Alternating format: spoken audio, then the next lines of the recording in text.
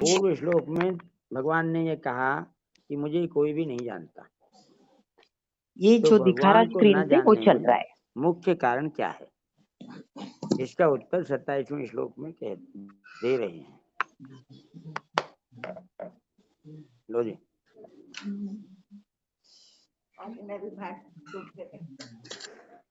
इच्छा द्वेष समुत्थेन द्वंद्व मोहेन भारत सर्वभूतानि सम्मोहं सर्गे यान्ति परन्तप। हे भरतवंश में उत्पन्न शत्रु तापन अर्जुन, इच्छा और द्वेष से उत्पन्न, राग को इच्छा कहते हैं, इच्छा और द्वेष से उत्पन्न, राग और द्वेष से उत्पन्न होने वाले द्वंद्व मोह से मोहित संपूर्ण प्राणी संसार में अनादिकाल से मूढ़ता को अर्थात जन्म मरण को प्राप्त हो रहे हैं।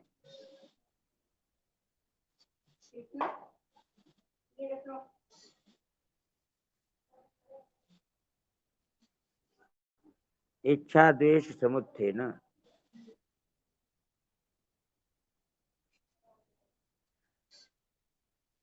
व्याख्या में कहते हैं इच्छा और द्वेष से द्वंद्व मोह पैदा होता है, जिससे मोहित होकर प्राणी भगवान से बिल्कुल विमुख हो जाते हैं और विमुख होने से बार बार संसार में जन्म लेते हैं।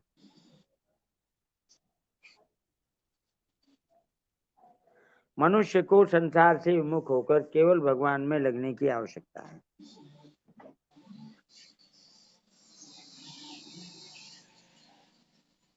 भगवान में न लगने में बड़ी बाधा क्या है? यह मनुष्य शरीर विवेक प्रधान है,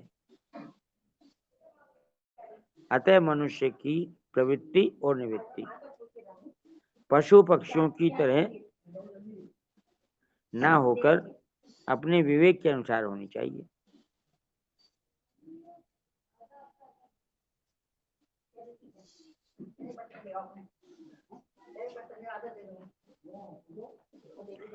पशु पक्षियों की जो प्रवृत्ति निवृत्ति होती है वह होती है इंद्रियों और मन के अनुसार, मनुष्य में विवेक के अनुसार होनी चाहिए।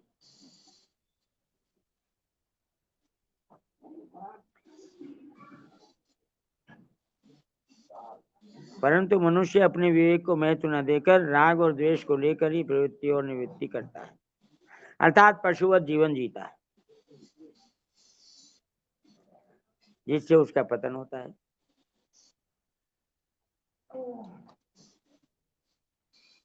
मनुष्य की दो मनोवृत्तियां हैं, एक तरफ लगना और एक तरफ से हटना।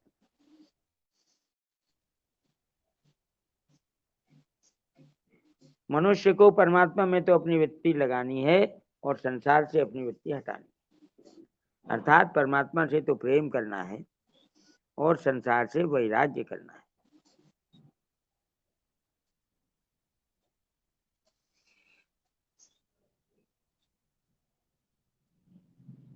परंतु इन दोनों वृत्तियों को जब मनुष्य केवल संसार में ही लगा देता है तब वही प्रेम और वैराग्य क्रमशः राग और द्वेष का रूप धारण कर लेते हैं।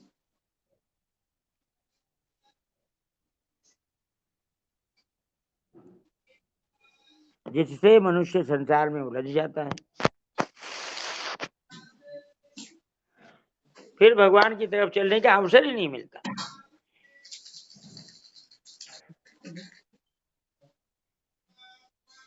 कभी कभी वह सत्संग की बातें भी सुनता है, शास्त्र भी पढ़ता है, अच्छी बातों पर विचार भी करता है, मन में अच्छी बातें पैदा हो जाती हैं तो उनको ठीक भी समझता है, फिर भी उसके मन में राग के कारण यह बात गहरी बैठी रहती है कि मुझे तो सांसारिक अनुकूलता को प्राप्त करना है और प्रतिकूलता को हटाना है, यह मेरा खास काम है, क्योंकि इसके बिना मेरा जीवन निर्वाह नहीं होगा। इस प्रकार वे हृदय में दृढ़ता से राग द्वेष को पकड़े रहता है, जिससे सुनने, पढ़ने और विचार करने पर भी उसकी वृत्ति राग द्वेष रूप द्वंद्व को नहीं छोड़ती। इसी से वह परमात्मा की तरफ चल नहीं सकता।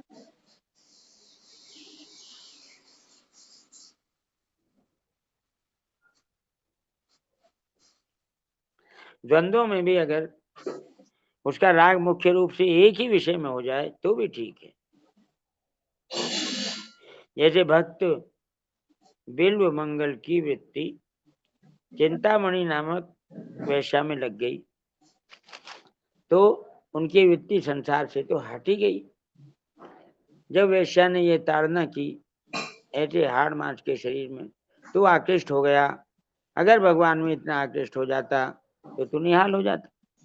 तब उसकी वृत्ति वेश्या से हटकर भगवान में लग गई और उनका उद्धार हो गया। इसी तरह से गोपियों का भगवान में राग हो गया तो वह राग भी कल्याण करने वाला हो गया। शिशुपाल का भगवान के साथ वैर हो गया, द्वेष रहा, तो वैर पूर्वक भगवान का चिंतन करने से भी उसका कल्याण हो गया। कंस को भगवान से भय हुआ तो भय वृत्ति से भगवान का चिंतन करने से उसका भी कल्याण हो गया।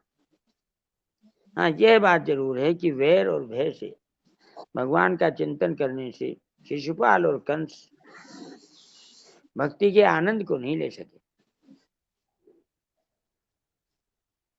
तात्पर्य यह है कि किसी भी तरह से भगवान की तरफ आकर्षण हो जाए तो मनुष्य का उद्धार हो जाता है। परंतु संसार में राग द्वेष, काम, क्रोध, ठीक बेठीक, अनुकूल प्रतिकूल आदि द्वंद्व रहने से मूढ़ता दृढ़ होती है और मनुष्य का पतन हो जाता है। दूसरी रीति से यूं समझें कि संसार। आचार्य जी राम राम। राम राम जी, राम राम। आचार्य जी, ये जो बात लिखी है ना कि राग मुख्य रूप से एक ही विषय में हो जाए, इसको थोड़ा ठीक से आप अपने सरल भाषा में समझाइए ना।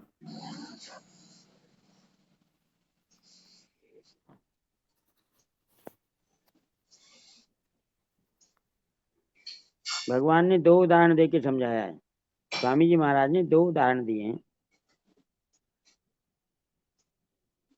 तुलसीदास जी का उदाहरण भी इसमें लिया जा सकता है। तुलसीदास जी की पत्नी ने भी ऐसी शिक्षा दी थी कि अगर इस हाड़ मांस की देह में जितनी प्रीति है इतनी भगवान में हो जाती तो उद्धार हो जाता। ऐसे ही बिल्व मंगल को भी उस वेश्या ने ऐसी सीख दी। तो इनका जो राग था वो एक ही तरफ था, अनेक तरफ नहीं था।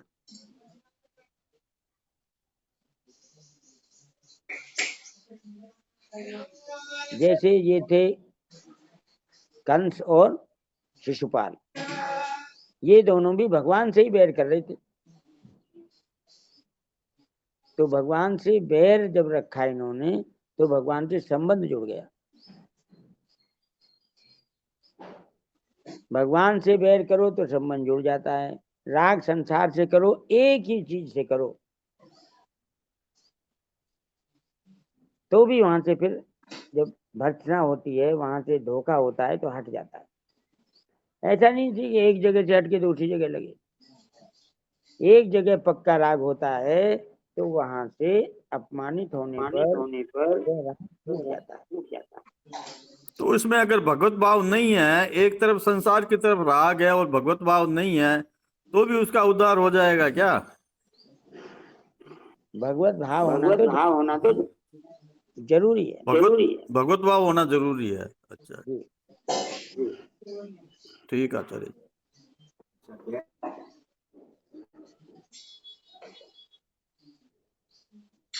भगवान में लगना और संसार से हटना, ये दो बातें हैं।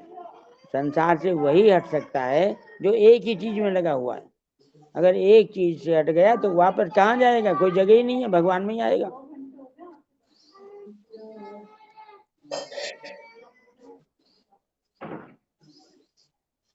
दूसरी रीति से,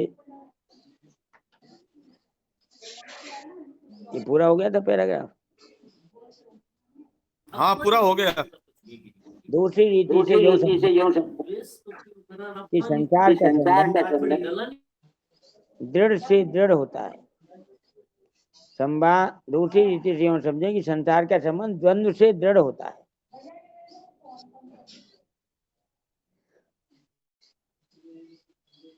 स्वामी जी महाराज द्वंद्व से शुरू करके चले हैं, तो द्वंद्व समझ में आ जाना चाहिए। द्वंद्व क्या होता है, क्या होता है।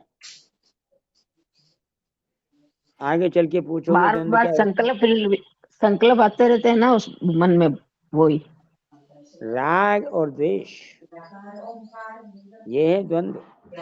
किसी से या राग है, किसी से द्वेष है, इसको द्वंद्व कहते हैं। दूसरी रीति से यूं समझें कि संसार का संबंध द्वंद्व से दृढ़ होता है।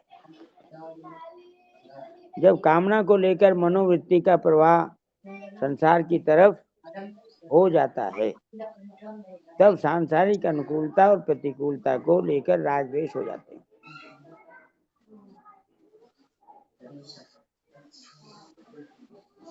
अर्थात एक ही पदार्थ कभी ठीक लगता है, कभी बेठीक लगता है, कभी उसमें राग होता है, कभी द्वेष होता है। प्रणाम आचार्य जी। ये आचार्य जी, जो संसार से संबंध रहना, ये तो द्वंद्व है। द्वंद्व के बिना तो संसार है ही नहीं।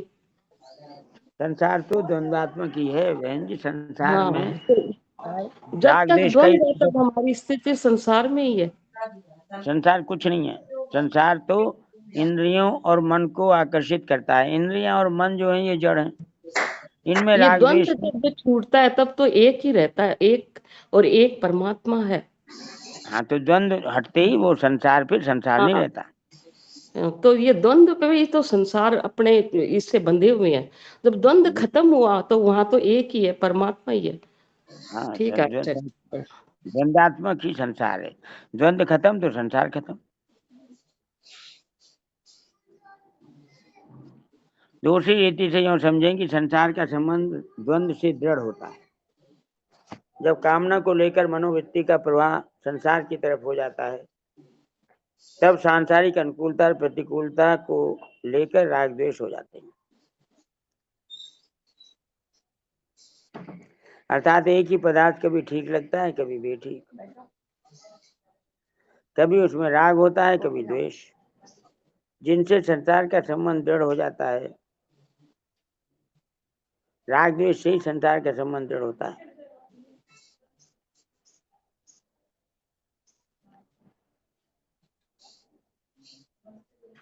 और राग द्वेष होते हैं अनुकूलता प्रतिकूलता को लेकर। ये चेन है पूरी।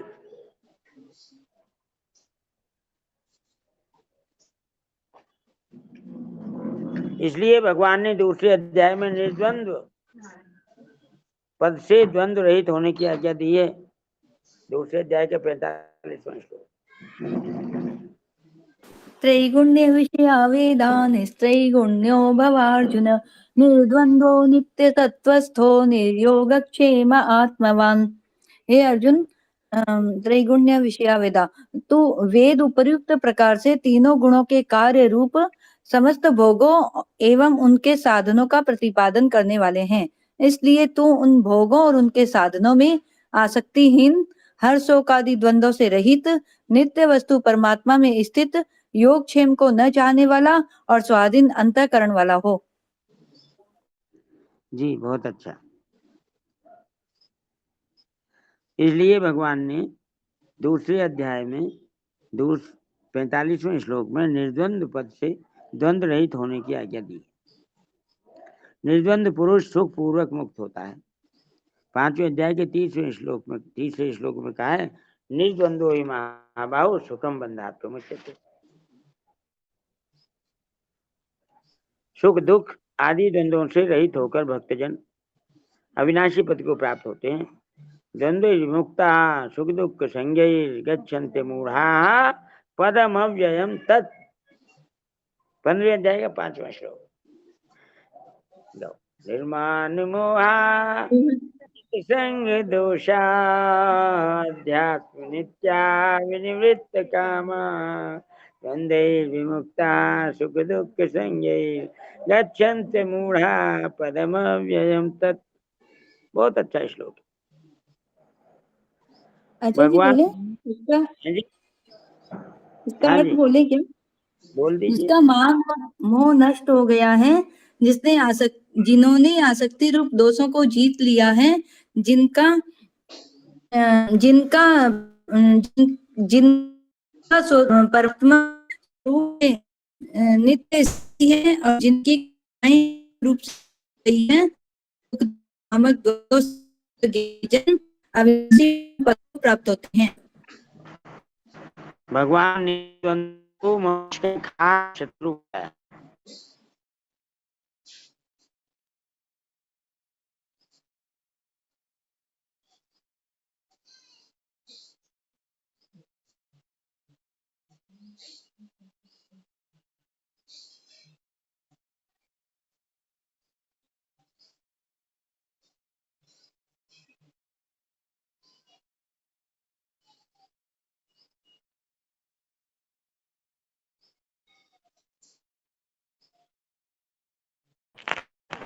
आवाज नहीं आवाज आई नहीं आ रही है।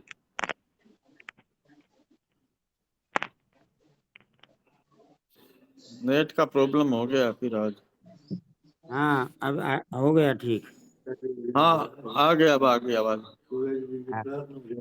हाँ। तो कहते हैं इंद्रियार्थेषु इंद्रियार्थेषु क्या है? इंद्रियस्यार्थे राग द्वेषौ व्यवस्थितौ तयोर्न वशमागच्छेत् तौ ह्यस्य परिपन्थिनौ। भगवान ने द्वंद्व को मनुष्य का खास शत्रु बताया। तीसरे अध्याय का 34वां श्लोक। जो द्वंद्व मोह से रहित होते हैं वे दृढ़ व्रती होकर भगवान का भजन करते हैं। 7वें अध्याय का 28वां श्लोक। ये शाम, हाँ बोलो बोलो। शान्त्वन्तगतं पापै जनानां पुण्यकर्मणां ते द्वन्द्वमोह निर्मुक्ता भजन्ते मां दृढ़व्रताः। इसमें है परंतु निष्काम भाव से श्रेष्ठ कर्मों का आचरण करने वाले जिन पुरुषों का पाप नष्ट हो गया है, वे राग द्वेष जनित द्वंद्व रूप मोह से मुक्त दृढ़ निश्चयी भक्त मुझको सब प्रकार से भजते हैं। जी,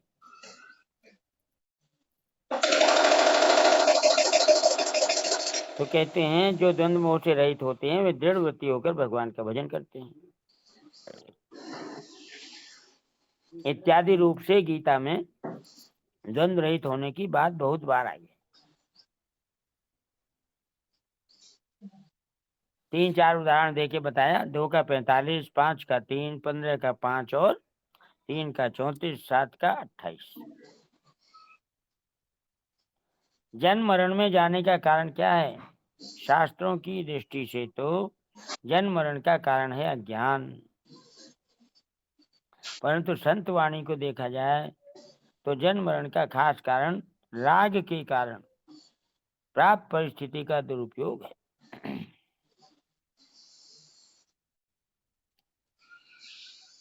फलेच्छा पूर्वक शास्त्र विहित कर्म करने से और प्राप्त परिस्थिति का दुरुपयोग करने से, अर्थात भगवद आज्ञा विरुद्ध कर्म करने से सत असत योनियों की प्राप्ति होती है।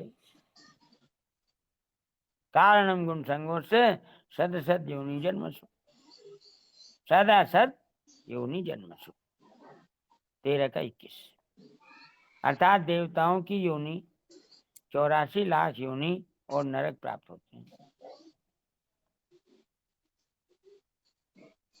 भगवद आज्ञा, हाँ जी बोलिए। आचार्य जी ये जो शास्त्र विहित कर्म फलेच्छा से हम सकाम इससे करते हैं, तो इससे हमारी दुर्गति मतलब हम स्वर्ग में जाके फिर से आएंगे, यही उनको बोलना है ना? हाँ हाँ यही बोलना।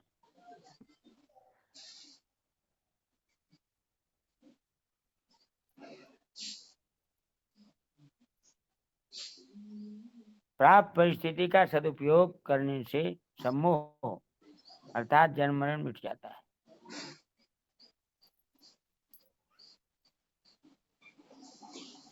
उसका सदुपयोग कैसे करें। हमारे को जो अवस्था परिस्थिति मिली है उसका दुरुपयोग न करने का निर्णय किया जाए कि हम दुरुपयोग नहीं करेंगे, अर्थात शास्त्र और लोक मर्यादा के विरुद्ध काम नहीं करेंगे। इस प्रकार राग रहित होकर दुरुपयोग न करने का निर्णय होने पर सदुपयोग अपने आप होने लगेगा, अर्थात शास्त्र और लोक मर्यादा के अनुकूल काम होने लगेगा। जब सदुपयोग होने लगेगा तो उसका हमें अभिमान नहीं होगा, कारण कि हमने तो दुरुपयोग न करने का विचार किया है, सदुपयोग करने का विचार तो हमने किया ही नहीं। फिर करने का अभिमान कैसे? इससे तो कर्तृत्व अभिमान का त्याग हो जाएगा। जब हमने सदुपयोग किया ही नहीं तो उसका फल भी हम कैसे चाहेंगे, क्योंकि सदुपयोग तो हुआ है, किया नहीं। फल तो हम करने का चाहते हैं, होने का थोड़ी चाहते हैं। अतः इससे फल इच्छा का त्याग हो जाएगा। कर्तृत्व अभिमान और फल इच्छा का त्याग होने से अर्थात बंधन का अभाव होने से मुक्ति स्वतः सिद्ध है। प्राय साधकों में यह बात गहराई से बैठी हुई है कि साधन भजन जप ध्यान आदि करने का विभाग अलग है और सांसारिक काम धंधा करने का विभाग अलग है। इन दो विभागों के कारण साधक भजन ध्यान आदि को तो बढ़ावा देते हैं, पर सांसारिक काम धंधा करते हुए राग द्वेष काम क्रोध आदि की तरफ ध्यान नहीं देते। प्रत्युत ऐसी दृढ़ भावना बना लेते हैं कि काम धंधा करते हुए तो राग द्वेष होते ही हैं, ये मिटने वाले थोड़े ही हैं। इस भावना से बड़ा भारी अनर्थ यह होता है कि साधक के राग द्वेष बने रहते हैं, जिससे उसके साधन में जल्दी उन्नति नहीं होती। वास्तव में साधक चाहे पारमार्थिक कार्य करे चाहे सांसारिक कार्य करे, उसके अंतःकरण में राग द्वेष नहीं रहने चाहिए।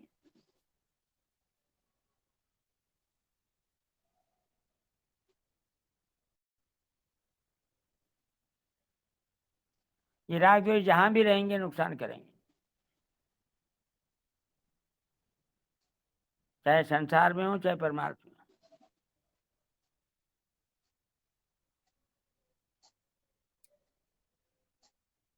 पारमार्थिक और सांसारिक क्रियाओं में भेद होने पर भी साधक के भाव में भेद नहीं होना चाहिए, अर्थात पारमार्थिक और सांसारिक दोनों क्रियाएं करते समय साधक का भाव एक ही रहना चाहिए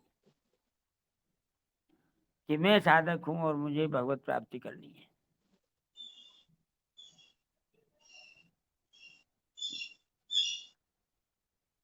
क्या भाव रहना चाहिए? कोई सा भी काम करें, पारमार्थिक करें सांसारिक करें, मैं साधक हूं और मुझे भगवत प्राप्ति करनी है।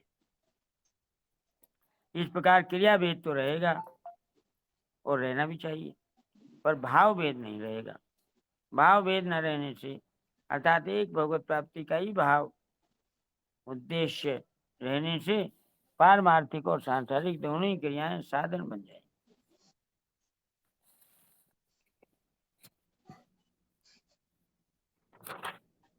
परिशिष्ट भाव पृष्ठ संख्या 562।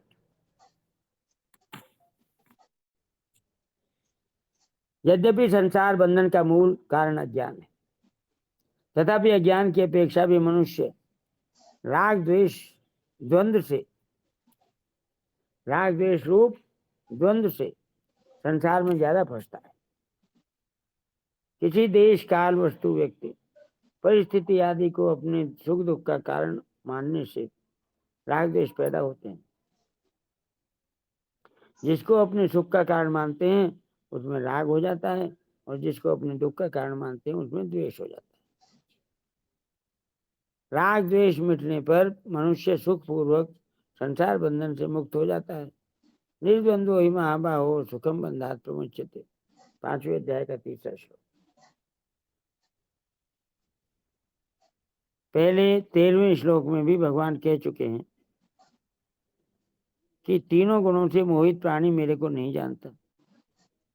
ऐसे मोहित प्राणी न संसार को जानते हैं न भगवान को जानते हैं। संसार में रचे पचे रहकर मनुष्य संसार को नहीं जान सकता, और भगवान से अलग रहकर अर्थात भगवान से दूर रहकर मनुष्य भगवान को नहीं जान सकता। वास्तव में संसार का ज्ञान संसार से अलग होने पर और भगवान का ज्ञान भगवान से अभिन्न होने पर ही होता है। संसार नहीं है, यही संसार का ज्ञान है। वास्तव में जो है ही नहीं, रहता ही नहीं, उसका ज्ञान कैसा? संसार है ऐसा मानना ही है ज्ञान।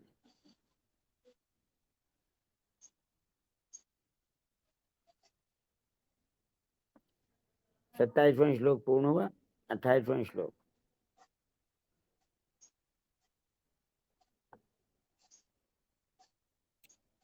पूर्व श्लोक में भगवान ने द्वंद्व मोह से मोहित होने वाले की बात बताई। अब आगे के श्लोक में द्वंद्व मोह से रहित होने वाले की बात बताते। ये शाम त्वंतगतम पापम जनानां पुण्य कर्मणाम ते द्वंद्व मोह निर्मुक्ता भजन्ते माम दृढ़व्रता। परंतु जिन पुण्य कर्मा मनुष्यों के पाप नष्ट हो गए,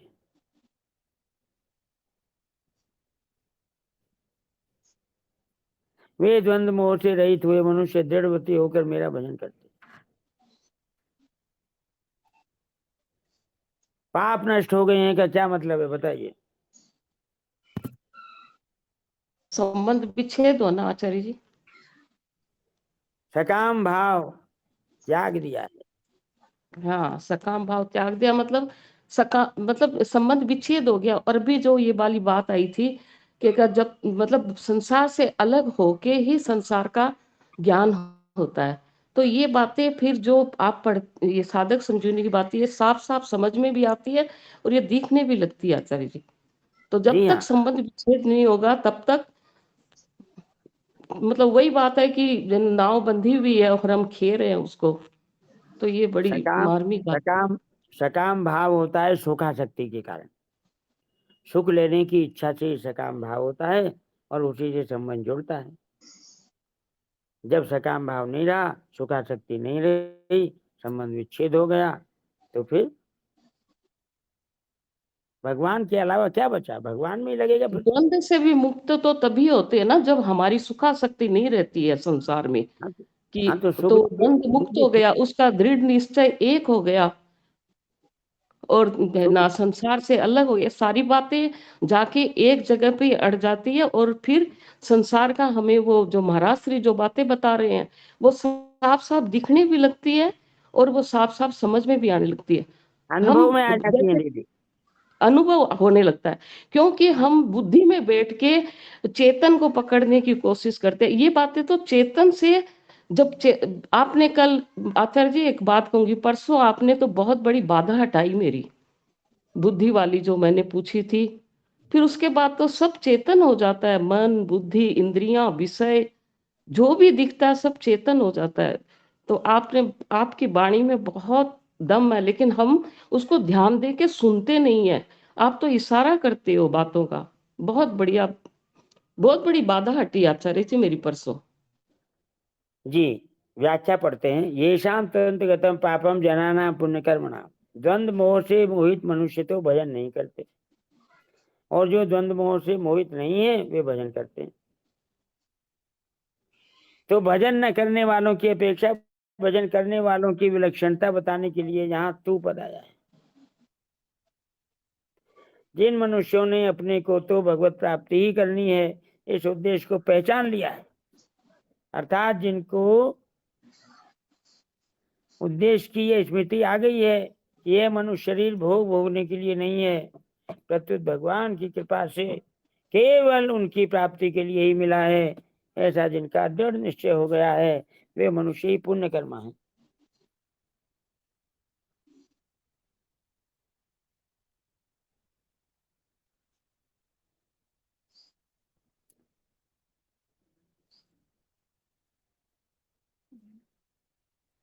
वे मनुष्य पुण्य कर्मा है। तात्पर्य यह हुआ कि अपने एक निश्चय से जो शुद्धि होती है, जो पवित्रता आती है, वह यज्ञ दान तप आदि क्रियाओं से नहीं आती। कारण कि हमें तो एक भगवान की तरफ ही चलना है, यह निश्चय स्वयं में होता है। और यज्ञ दान आदि क्रियाएं बाहर से होती हैं।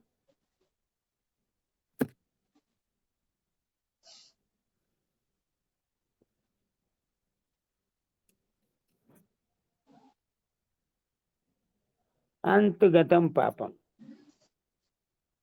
कहने का भाव यह है कि जब यह निश्चय हो गया कि मेरे को तो केवल भगवान की तरफ ही चलना है, तो इस निश्चय से भगवान की सम्मुखता होने से विमुखता चली गई, जिससे पापों की जड़ी कट गई।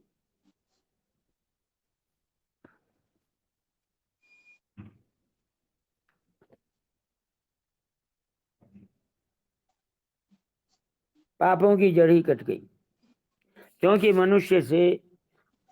भगवान से विमुखता ही पापों का खास कारण है। संतों ने कहा है कि 1.5 ही पाप है और 1.5 ही पुण्य है। बहुत खास बात है सुनने की, समझने की, याद रखने की। संतों ने कहा है कि 1.5 ही पाप है और 1.5 ही पुण्य है।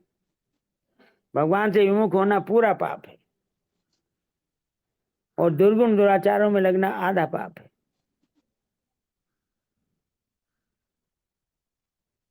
ऐसे ही भगवान के सम्मुख होना पूरा पुण्य है और सद्गुण सदाचारों में लगना आधा पुण्य है। तात्पर्य यह हुआ कि जब मनुष्य भगवान के सर्वथा शरण हो जाता है तब उसके पापों का अंत हो जाता है।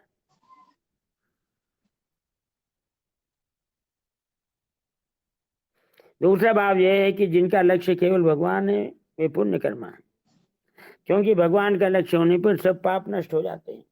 भगवान का लक्ष्य होने पर पुराने किसी संस्कार से पाप हो भी जाएगा तो भी वह रहेगा नहीं, क्योंकि हृदय में विराजमान भगवान उस पाप को नष्ट कर देते हैं। भागवत का श्लोक है 11:5-42, 11वें स्कंद के 5वें अध्याय का 42वां श्लोक। विकर्म यच्चोत्पतितम कथंचित धुनोति सर्वम हृदय सन्निविष्ट। जो हमने ऊपर पढ़ा ये उसी की पुष्टि में श्लोक है, इसी का अनुवाद है। भगवान का लक्ष्य होने पर पुराने किसी संस्कार से पाप हो भी जाएगा तो भी वह रहेगा नहीं, क्योंकि हृदय में विराजमान भगवान उस पाप को नष्ट कर देते। तीसरा भाव यह है कि मनुष्य सच्चे हृदय से यह दृढ़ निश्चय कर ले कि अब आगे मैं कभी पाप नहीं करूंगा, तो उसके पाप नहीं रहते।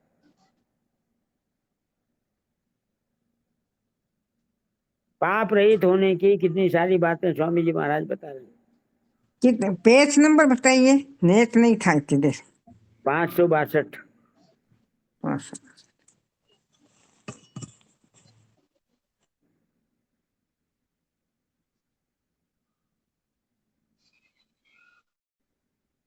तीसरा भाव यह है कि मनुष्य सच्चे हृदय से दृढ़ निश्चय कर ले कि अब आगे मैं कभी पाप नहीं करूंगा, तो उसके पाप नहीं रहते। ते द्वंद्व मोह निर्मुक्ता भजन्ते माम दृढ़व्रता।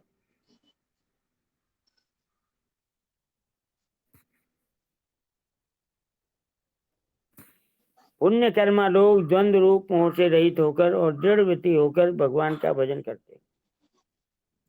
द्वंद्व कई तरह का होता है, जैसे भगवान में लगे या संसार में लगे, क्योंकि परलोक के लिए भगवान का भजन आवश्यक है और इहलोक के लिए संसार का काम आवश्यक है। ये हुआ एक प्रकार का द्वंद्व। दूसरी प्रकार का वैष्णव, शैव, शाक्त, गणपत और सौर, ईश्वर कोटि के 5 जो देवता हैं उनके अनुयायियों के नाम ये हैं। वैष्णव विष्णु भगवान के, शैव शिव जी के, शाक्त शक्ति के दुर्गा माँ के, और गणपत गणेश जी महाराज के, और सौर सूर्य भगवान के। वैष्णव, शैव, शाक्त, गणपत और सौर, इन संप्रदाय में से किस संप्रदाय में चलें और किस संप्रदाय में ना चलें। एक द्वंद्व ये है।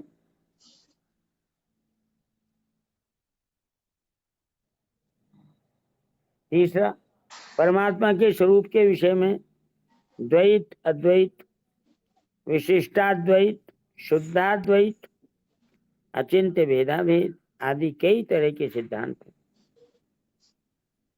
इनमें से किस सिद्धांत को स्वीकार करें और किस सिद्धांत को स्वीकार न करें, ये आचार्य जी तीसरे प्रकार ये का। द्वैत, हाँ जी आचार्य जी नारायण नारायण, ये जी।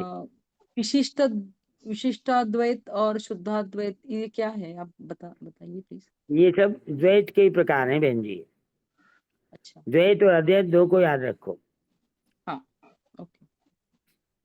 ये द्वैत के विभिन्न भेद हैं, विशिष्टाद्वैत, शुद्धाद्वैत, अचिंत्य भेदाभेद। अद्वैत एक तरफ है, बाकी सब एक तरफ है। जी, इनमें से किस सिद्धांत को स्वीकार करें महाराज और जी द्वैत अद्वैत को भी थोड़ा सा क्लियर कर देते उदाहरण से। द्वैत वाले की साधना कैसे होती है और अद्वैत वाली थोड़ी तो। देखो, अद्वैत है कि एक परमात्मा की सिवा कुछ नहीं है, यह अद्वैत है। परमात्मा भी है, संसार भी है, प्रकृति भी है और परमात्मा भी है, ये द्वैत है।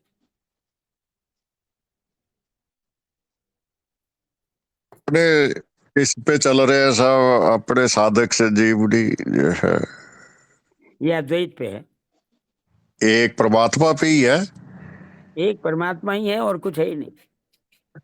तो चैतन्य महाप्रभु देव भी अद्वैतवादी, उनका भी वैष्णव संप्रदाय है, अद्वैत है चैतन्य महाप्रभु।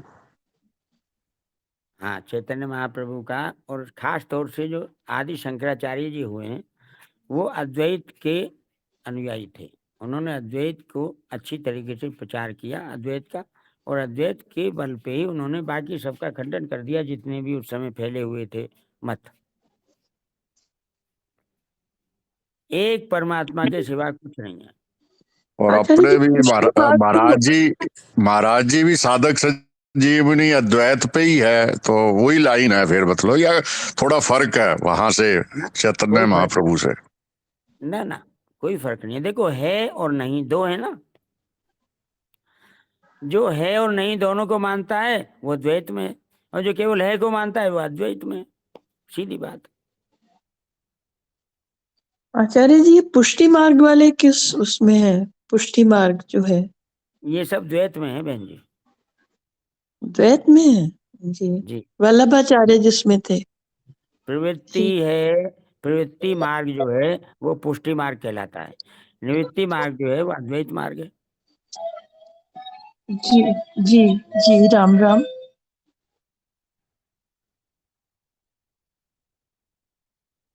आगे चलते हैं। तीसरा पढ़ लिया हमने, चौथा पढ़ेंगे। परमात्मा की प्राप्ति के भक्ति योग, ज्ञान योग, कर्म योग, ध्यान योग, हठ योग, लय योग, मंत्र योग आदि कई मार्ग हैं। आचार्य जी राम राम। बोलिए। मार्ग द्वैत में आता है क्या? द्वैत में आता है क्या? भक्ति मार्ग बोलते हैं। भक्ति मार्ग? भक्ति जो करते हैं हम, द्वैत में आता है ना। अरे भक्ति में तो भगवान ही भगवान है, और कौन है? दूसरा कौन है? अच्छा, ठीक है। कौन है भक्ति में दूसरा? बताओ। भक्ति भगवान की जाती है, भक्त भगवान के शरण हो जाता है। अब दूसरा कौन बचता है? प्रेमी और भक्त नहीं आता क्या? वो तो बाद में परिणाम में होता है। अच्छा, जब भक्ति सिद्ध हो जाती है तब भगवान की इच्छा से होता है वो। ठीक है, ठीक। राम राम। राम राम जी, राम राम। हाँ जी। जैसे शुरू में भक्त भक्ति करता है तो दास्य भाव है और भगवान मेरे स्वामी है, तो ये देव हो गया, द्वैत हो गया ना। सबसे पहले जो होता है भक्त, वो भगवान के शरण होता है। ये बताओ, हाँ है? जी, हाँ जी। हाँ या? हाँ, शरण होता है, बिल्कुल ठीक है। तो शरण हो गया तो फिर कहाँ रहा उसका अस्तित्व? रहा क्या? फिर तो मशीन की तरह काम करता है। ये तो बात ठीक है, किंतु ये जो दास्य भाव है, सख्य भाव है, ये इसमें हाँ, ये भाव जो है, ये भाव भगवान के ही लिए हैं, अपने लिए कुछ नहीं है इनमें से। भक्ति द्वैत में ही आती है, जीव और परमात्मा का भाव होता है, और गलत हो तो माफ करिएगा, पर हाँ, बताओ बताओ। जीव और परमात्मा होता है, तो जीव और आत्मा और जीव और परमात्मा में पूरा सुनो, जीव और आत्मा और जीव और परमात्मा ये दोनों एक बात है, अलग अलग है। आती है, द्वैत में नहीं आती है। मेरी बात का जवाब दो। जी की तरह अलग है, जैसे सागर में मिलने के बाद वो अभी आप मेरी बात का जवाब दीजिए। केवल जीव और आत्मा दो हैं या एक है?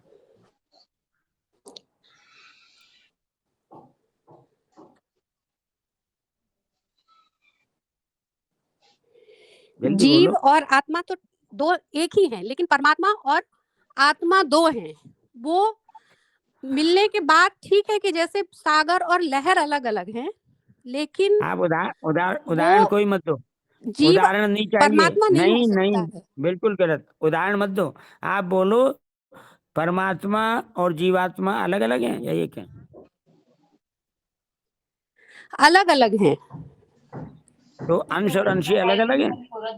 जी नहीं महाराज जी, एक ही है। अंश और अंशी का फर्क है, अंश और अंशी का फर्क है उसमें। ये अलग अलग हैं क्या? जीव अंश है भगवान का, मैं अलग अलग नहीं कह रही। अंश और अंशी अलग अलग हैं या एक है? इनमें भेद है या अभेद है? भेद है। क्या भेद है? जीव कभी भी परमात्मा नहीं हो सकता है। अरे क्या बात करती हो? आत्मा परमात्मा एक हैं या दो हैं? आत्मा परमात्मा एक हैं, पर जीव जो भगवान ने अपने ही उसके लिए रचा, उसमें मैं वही बोल रही हूँ। आपने बोला उदाहरण मत देना, अब उदाहरण जीव तो बना इसीलिए हुआ, मैं दे रही थी कि मैं अपनी बात को। जी दीदी, जीव बना हुआ है, जीव है थोड़ी, बने हुए को है कहेंगे? तो फिर जब हम परमात्मा ही है तो फिर किसको पाने की कोशिश कर रहे हैं? कौन कर रहा है? जब हम पा जाएंगे तब हमारा अस्तित्व खत्म होगा ना, अभी तो हम नहीं पा गए हैं। हमारा अस्तित्व बना कैसे? भक्ति द्वैत में आती है, अद्वैत में नहीं आती है, ये सिद्धांत मैंने सुना है। अभी आप जो बात आपसे मैं बहस करने के उससे नहीं बोल रही हूँ, बस ये बहस नहीं, अपनी ये बहस नहीं है दीदी, ये तो चर्चा है। आप ही बताइए कि भक्त और भगवान अलग अलग हैं या एक हैं? अलग अलग हैं। हमने जो पढ़ते हैं ना उसमें क्या पढ़ते हैं, भक्तमाल में जो उनका वो है ना, मंगलाचरण में पहला जो दोहा है, भक्त भक्ति भगवंत गुरु चतुर नाम बपू एक, इनके पद वो आपकी बात सही है, पर जब वो भक्त भगवान के इतना ऊंचा हो जाता है कि जब कल एक शाम को चर्चा हो रही थी कि जब हम भगवान हमको मिल जाते हैं तो हमारे और भगवान में अंतर नहीं, हमारे मतलब नहीं, हमारा जीव के नहीं, जो भक्त भगवान की उस श्रेणी तक हो जाता है वो भगवान का ही स्वरूप हो जाता है। तो भगवान खोए कब थे? भगवान खोए कब थे?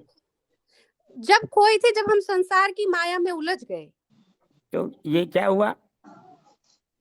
ये हुआ कि जो जीव है वो अभी भगवान की प्राप्ति नहीं किया है, जो प्राप्ति कर लिया है वो भक्त और भगवान अलग नहीं होते, वो एक स्वरूप में आ जाते हैं। भक्ति भगवंत और जो आपने वो कहा, वो भक्त की बात हो रही है जिसने भगवान को प्राप्त कर लिया है।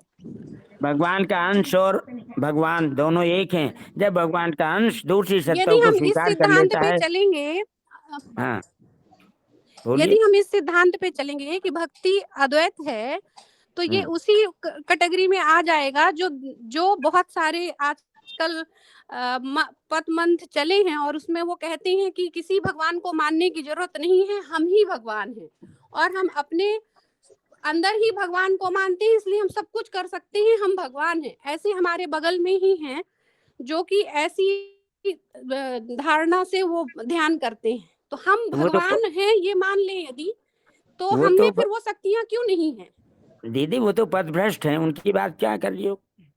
हाँ, तो इसीलिए मैं इस बात को वो करना चाहती हूँ, क्योंकि बहुत सारे लोग इससे भ्रांत हो जाएंगे। यदि ऐसा हम मान लें कि हम तो भगवान हैं, तो फिर हम यदि हम भगवान नहीं है, अरे हम भगवान नहीं है, हम भगवान के हैं। हम भगवान है किसने कहा? भगवान के हैं, वही द्वैत में आ जाता है कि हम भगवान के हैं, हम तो जीव भगवान और ओहो अनुराधा जी, ये जो चर्चा चल रही है साधक संजीवनी पर है, साधक संजीवनी के शब्दों पे ही आप रहो, इसी प्रसंग पे रहो तो कुछ बात बनेगी। इधर उधर घूमोगे तो बात नहीं बनेगी, उलझते रहोगे। नारायण नारायण। मैं क्षमा चाहती हूँ, लेकिन अब बस इस बात पे मुझे लगा कि मैं जो सुनी हूँ कि बताओ, भक्ति ये जो अद्वैत में प्रसंग नहीं चल रहा, आती है। ये जो प्रसंग चल नहीं, रहा है, ये प्रसंग में द्वैत अद्वैत आया है तो बहन जी अगर बात कर रही है और महाराज जी नहीं वो आचार्य सीधी जी बात, अगर क्लियर कर वो रहे सुरेश हैं तो जी, इसका लाभ पता नहीं किन किन को पहुंच रहा होगा, जो नहीं है चलने दो। सुरेश, मैं क्षमा सुरेश चाहती हूँ, मैं जी, आचार्य जी से नहीं बहस नहीं करने के सुरेश जी, योग्य नहीं सीधी हूँ। बात आचार्य जी ने बता दी। द्वैत क्या है, अद्वैत क्या है? वो एक परमात्मा है, वो कई अरे जगह पे है। नहीं, सीधी बात मैं इस बताने बात के को बाद बहन समझती जी हूँ, इतना बात तो कह रही सीधी हैं, है, ये भी लेकिन अच्छा है। उसमें आप भ्रमित हो जाएंगे। मैं इसलिए मैं बोलती नहीं हूँ कभी भी, लेकिन इसका कारण ये था। विभूति है भगवान की। एक बात बताते हैं, श्री भाई जी की बात याद आई है। प्रणाम सभी को राम। श्री भाई जी से किसी ने पूछा कि तुम्हारी नजरों में अद्वैत और द्वैत क्या है, तुम अद्वैत को मानते हो द्वैत को मानते हो? तो श्री भाई जी कहते हैं कि हम अद्वैत को मानते हैं। कि क्या है आपकी नजरों में अद्वैत?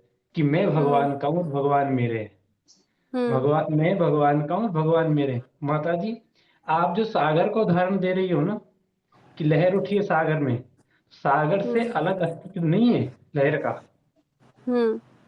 सागर से अलग लहर नहीं है, इसीलिए सब अद्वैत है, दिखलाई पड़ता है।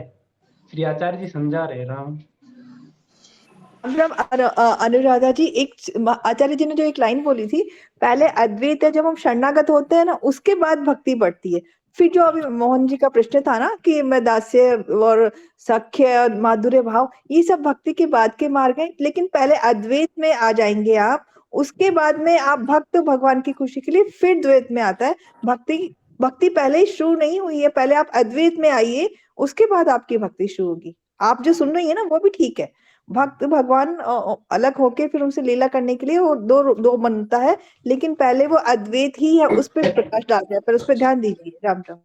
हाँ, जैसे मोनिका जी सही कह रही, जैसे राधा कृष्ण पहले तो एक ही थे, लेकिन हमें प्रेम दिखाने के लिए, प्रेम की लीला करने के लिए, और तो दो से एक से दो हुए, हमारे लिए हैं तो एक ही, तो वो दोनों तरह से ही है। ठीक है, नारायण नारायण। देखिए अपने अपने भाव है, आचार्य जी ने अपने हिसाब से बता दिया, अनुराधा जी अपने हिसाब से, तो आगे बढ़े। नारायण नारायण। महाराज जी, जल तत्व तो एक ही है, तो परमात्मा तो एक ही है, तो एक ही तो है सब कुछ। नारायण नारायण। भगवान हाँ, के तपड़ी होकर भी। भगवान का नाम जपो। भाई जी, मोहन भाई जी, हाँ जी, भगवान का हो, भगवान के होकर भगवान का नाम जपो। जी जी जी, बात तो यही है। और बाकी कोई राम को नाम दो। साधक संजीवनी हमारे जीवन की डिक्शनरी है, हमारे सारे हल उसी में ही है, महाराज जी और संजीवनी, बस उससे ऊपर कुछ भी नहीं है, बात मूल इतनी है। ठीक है, अब एक बार आचार्य जी को बोलने दीजिए। एक बार सब अपना अनम्यूट हो जाइए, म्यूट हो जाइए। आचार्य जी बोलिए। भगवान का होकर भगवान का नाम जपना चाहिए। आत्मनिवेदन भक्ति है, समर्पण भक्ति है, शरणागति भक्ति है, कितने सारे उदाहरण। उनमें दूसरा कहाँ रहता है ये बताओ।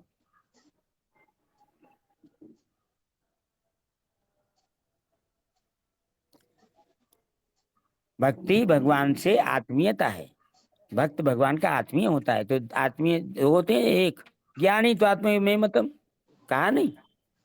हमने अभी पढ़ा कौन से श्लोक में, 18वें में पढ़ा, उदारा सर्वे वैते ज्ञानी तो आत्मिक में मतलब।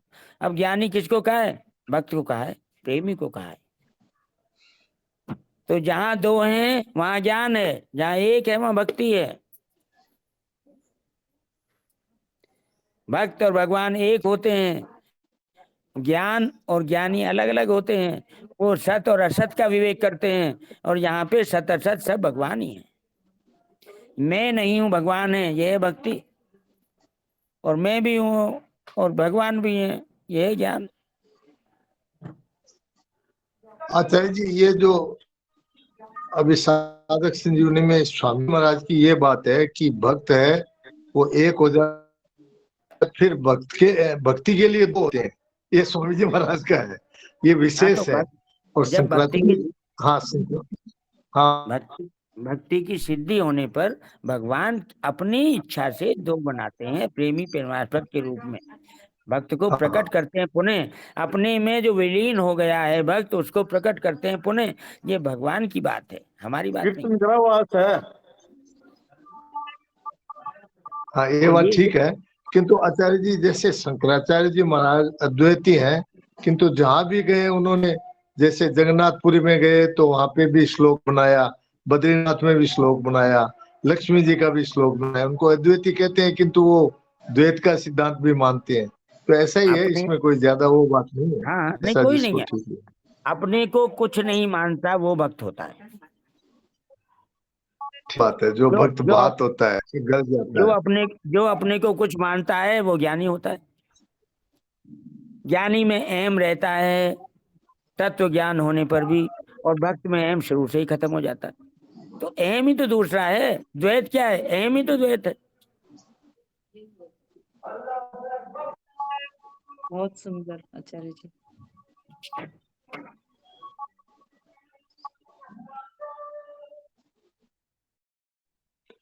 हाँ तापड़िया जी।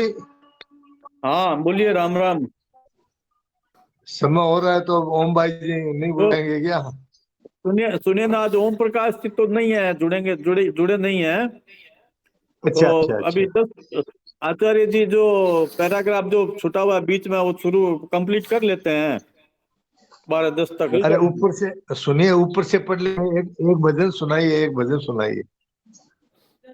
ऊपर से पढ़ लेंगे, बाद में विराम दे दीजिए। आचार्य जी विराम दे दें। तापड़िया जी ठीक है। तब एक भजन सुनाइए, ज्ञान की बातें बहुत सुन लिए हम लोग, थोड़ा सा भजन सुनाइए। बढ़िया। ठीक है, सुनाते हैं जी। भजन सुनाने आचार्य जी विराम देते हैं। बंद कर दो भाई जी, बहुत अच्छा, समय भी हो गया। तापड़िया जी एक भक्ति का भजन सुनाइए जोर शोर से। अच्छा, सुनाते हैं। हाँ, भजन सुनाने में तापड़िया जी, तापड़िया जी। राम राम। हेलो। हाँ बोलिए। राम राम। तो तुमको लाखों प्रणाम। राम राम। ये भजन सुनाइए, दोबारा मन सुनने को है। हरि का नाम जपाने वाले, हरि का नाम जपाने वाले, ये सुनाइए। राम राम। अच्छा, बहुत बढ़िया, बहुत बढ़िया, यही सुनाओ। महाराज जी बोल रहे हैं कुछ। मैं ये कह रहा था कि इस चर्चा के ऊपर हरिओम भाई जी की राय लेनी आवश्यक है। बताइए हरिओम भाई जी, बताइए। आचार्य जी, जो पहला वाक्य निकला था आपका, पहला वाक्य निकला था कि दो को मानने वाले ज्ञानी होते हैं, उसमें अद्वैत चला। और मोहन भाई जी ने कहा कि बाद में वही शंकराचार्य चारों धाम में सगुण साकार भगवान की स्थापना किए और श्लोक कर दिए। इसका मतलब कि एक भगवान ही है, बाकी भक्त हैं। तो जब द्वैत रूप आया भक्ति का, तो भक्तों को अनेक प्रकार से भगवान ने अपनी लीला में शामिल कर लिया। तो जैसे पहला शब्द था द्वैत, तो ये माधवाचार्य ने भगवान के स्वरूप को देखा है। फिर दूसरा है विशिष्टाद्वैत, तो ये रामानुजाचार्य ने इसका दर्शन किया। ये सब भक्ति वाले हैं। वल्लभाचार्य हैं, शुद्धाद्वैत के हैं। चैतन्य महाप्रभु अचिंत भेदा भेद के हैं और द्वैताद्वैत के निम्बारकाचार्य हैं। ये सारे महापुरुष ने भगवान के लीला में अपने आप को मिला करके दर्शन किया है। तो हमको बस भक्ति का स्वरूप लेना है कि एक भगवान है, बाकी लीला में सब परिकर है, और ना हमको माया ना हमको प्रकृति, कुछ नहीं, एक मैं भगवान का हूँ। मुझे तो यही समझ में आता है जी। प्रणाम। बहुत बढ़िया, बहुत बढ़िया, ठीक, बहुत बढ़िया, बिल्कुल बहुत यही, बढ़िया, बहुत बहुत बढ़िया। बहुत अच्छा, यही है इसका सोल्यूशन। अपने ले लेता ना। देखो धन्यवाद आपका। हाँ मोहन बाबू, देखिए टाइम तो 12:07 हो गया। क्या करना, भजन सुनाना है या कीर्तन करना, बोलिए। नहीं, जो आपको कीर्तन पसंद आए बढ़िया सुना दो भाई। नहीं, आपको जैसा लगे। समय आपके हाथ में है और भजन भी आपके हाथ में है, जैसा ठीक अच्छा लगे अच्छा, करें। ठीक है। हाँ हाँ, तो बिल्कुल। सोनी जी कह रहे थे अपने कि को हरि का नाम तरसपान करना। जपाने वाले तुझको लाखों सलाम वाला सुनाइए, तो वही वाला निकाले हाँ हैं। हाँ, सुनाइए। हाँ ठीक है। हरि राम राम। का नाम जपाने वाले, गीता पाठ पढ़ाने वाले, गीता रहस्य बताने वाले, जग की चाह छुड़ाने वाले, प्रभु से मन छुड़ाने वाले, प्रभु की याद दिलाने वाले, तुमको लाखों प्रणाम, तुमको लाखों प्रणाम। जग में महापुरुष नहीं होते, प्राणी सिसक सिसक कर रोते। जग में महापुरुष नहीं होते, प्राणी सिसक सिसक कर रोते। आंसू पोंछने वाले, सबका आंसू पोंछने वाले, सबकी पीड़ा हरने वाले, सबकी पीड़ा हरने वाले, सबकी जलन मिटाने वाले, सबकी जलन मिटाने वाले, सबको गले लगाने वाले, सबको गले लगाने वाले, तुमको लाखों प्रणाम, तुमको लाखों प्रणाम।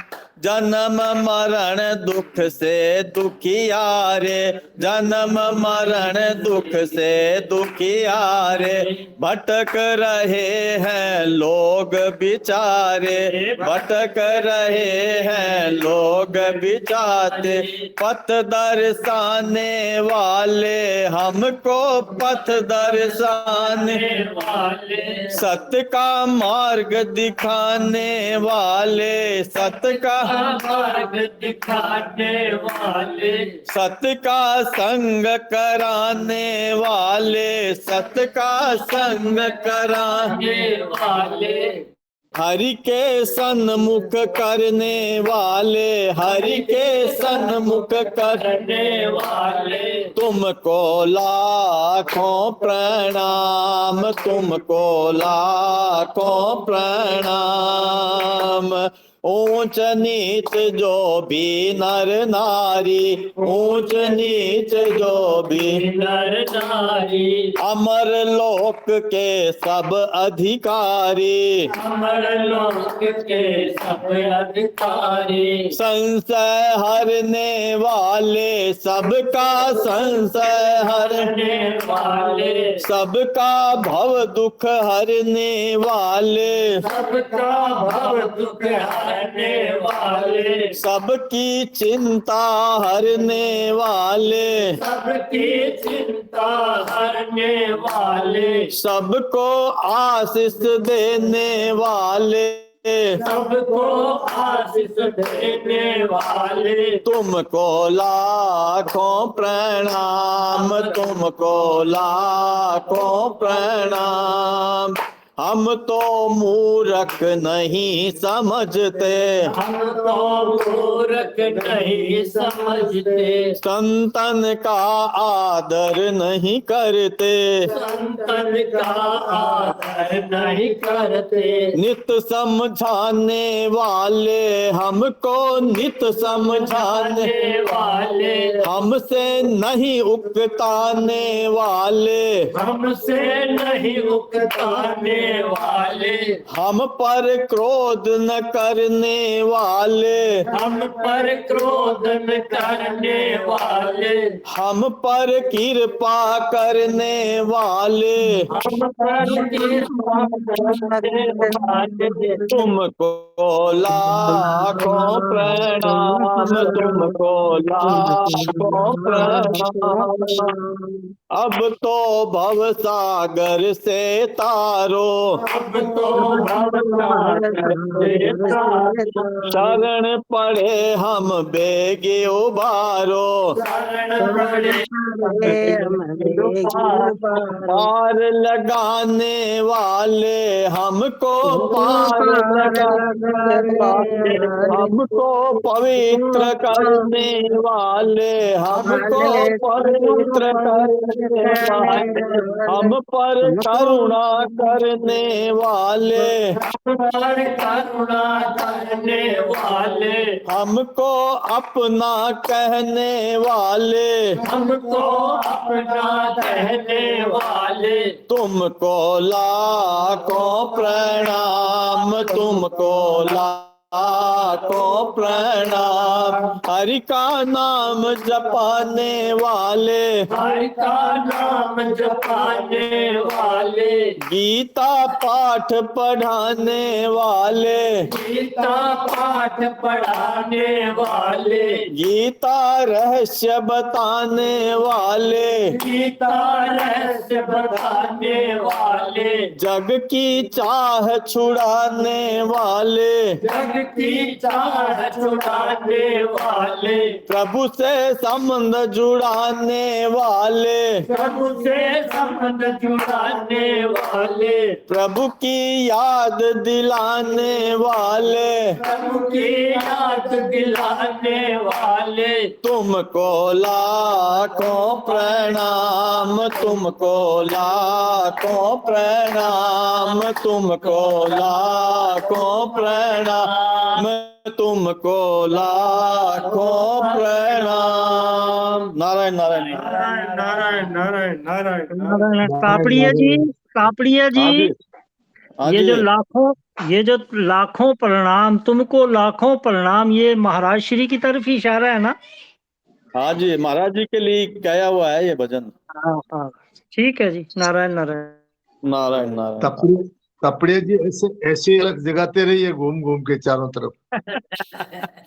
अलग तो आचार्य जी जगा रहे हैं, अलग आचार्य जगा रहे हैं। ठीक है, 2 मिनट कीर्तन करवाते हैं, फिर चालू करवाते हैं। हाँ तापड़िया जी, 1 मिनट भैया जरा सा। हाँ बोलिए बोलिए। हाँ मोहन भाई जी,